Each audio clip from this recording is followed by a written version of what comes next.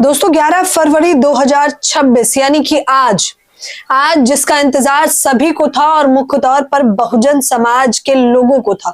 Bhim army Azad Samaj party ने 11 फरवरी महाआंदोलन का आगाज किया था और उस आगाज की तस्वीरें आप देखकर खुद कहेंगे कि नीली क्रांति से रंग चुका है जंतर मंतर और मुख्य तौर पर राजधानी। ये एक एक करके तस्वीरें देखिए।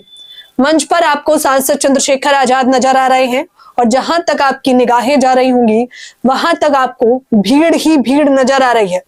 ये सीधा प्रशासन को अल्टीमेटम दिया गया है। केंद्र सरकार को अल्टीमेटम देने का प्रयास बहुजन समाज के लोगों ने किया है कि अगर हमारी हिस्सेदारी के साथ खिलवाड़ करोगे तो हम सड़कों पर उतरने में जरा भी देर नहीं करेंगे।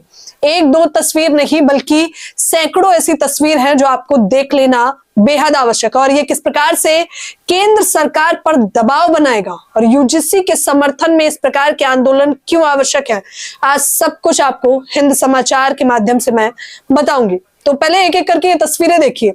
आज गाजियाबाद, उत्तर प्रदेश, मध्य प्रदेश और राजधानी दिल्ली तक में अलग अलग जगह पर प्रदर्शन किया गया, लेकिन सबसे बड़ा आंदोलन यानी महाआंदोलन भीम आर्मी आजाद समाज पार्टी चंद्रशेखर आजाद के द्वारा किया गया। यूजीसी नए नियमों के साथ जितनी सख्त तरीके से चंद्रशेखर आजाद खड़े थे उतने मजबूती से कोई भी अन्य पार्टी का नेतागण नहीं मौजूद था। इस बात में कोई दो राय नहीं, कोई शंका नहीं है।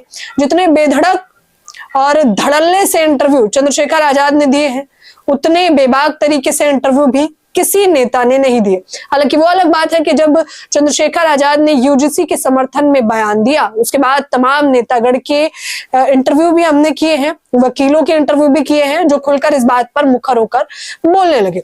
और मुख्य तौर पर एक सबसे बड़ी बात जो आपको जान लेना आवश्यक है कि केंद्र सरकार ने यूजीसी के नए नियमों को लाकर और उस पर रोक लगाकर ये देखने का प्रयास किया है कि सच में बहुजन समाज कितना जागरूक है। केंद्र सरकार ये देखना चाहती है कि आखिरकार जब आपके समर्थन में कोई नया कानून लाया जाता है तो आप कितने जागरूक होते हैं और जब उस कानून पर रोक लगा दी जाती है यानी कि आपको आगे बढ़ने से रोका जाता है उसके बाद आप कितना जागरूक होते हैं और अपने हक हुंकार के लिए कितनी आवाज उठाते हैं। यही जानने के लिए यूजीसी के नए नियम आए थे। लेकिन ये तस्वीरें जो एक एक करके नीली क्रांति में रंगती जा रही हैं, ये तस्वीरें ये बताने के लिए काफी हैं कि बहुजन समाज और एससी एसटी ओबीसी ये वो तबका है जो अब समझदार हो चुका है और हिंदुत्व की राजनीति में आने वाला नहीं है। उन्हें बेहतर तरीके से समझ आ रहा है कि यूजीसी के नए नियम हमें हर जगह हिस्सेदारी दिलाएंगे। निजी क्षेत्रों में भी हिस्सेदारी, सामाजिक क्षेत्रों में भी हिस्सेदारी, सरकारी क्षेत्रों में भी हिस्सेदारी और वो हिस्सेदारी हमारी केवल जाति की वजह से नहीं बल्कि हमारी काबिलियत की वजह से भी दिलवाई जाएगी। हालांकि चंद्रशेखर आजाद ने मुख्य तौर पर कहा है कि हम संवैधानिक दायरे में रहकर यह आंदोलन कर रहे हैं, लेकिन अगर आप हमारे हिस्से का हक खाने का प्रयास करेंगे तो वो बिल्कुल बर्दाश्त नहीं किया जाएगा। चंद्रशेखर ने क्या कुछ कहा है, सबसे अहम बात स्क्रीन पर। गारंटी दो,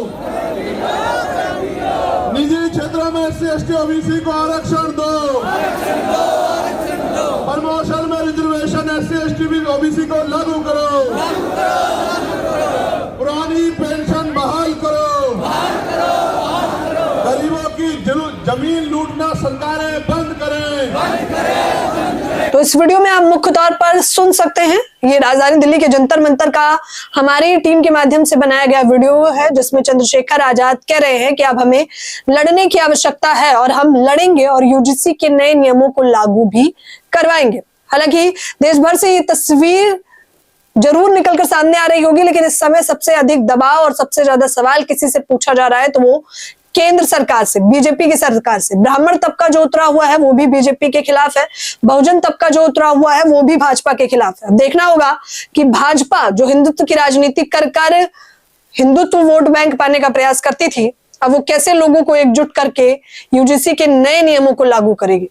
फिलहाल इस खबर के बारे में आप लोग मुझे अपनी राय जरूर दें। धन्यवाद।